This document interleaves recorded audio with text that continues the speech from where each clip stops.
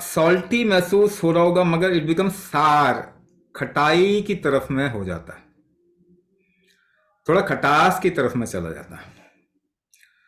तो ये खटास का मतलब क्या होता है?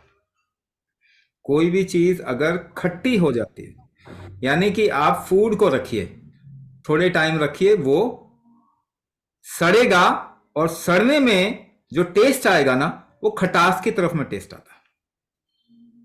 यानी कि इसका मतलब क्या है? आपके शरीर में भोजन पच नहीं रहा, सड़ रहा है। दोबारा से बोल रहा हूं, आपके शरीर में डाइजेस्ट होना चाहिए फूड को, फर्मेंट नहीं होना चाहिए।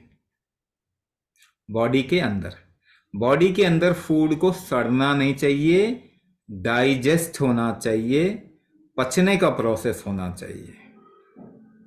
तो वो पच नहीं रहा। इसमें दो चीजें इंपॉर्टेंट हैं। पहला पार्ट, लिवर का फंक्शन वीक हो गया। पहला पार्ट, लिवर का फंक्शन वीक हो गया। दूसरा पार्ट, आपके बॉडी का मेटाबॉलिक स्ट्रेंथ वीक हो गया।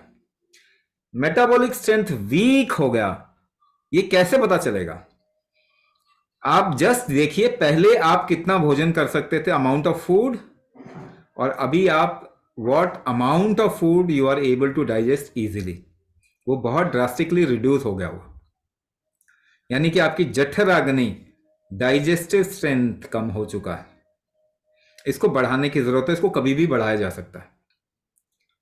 कुंभक करने पे पहली चीज जो हमको लोग बताते हैं, कहते हैं कि हमारा डाइजेशन अच्छा हो गया।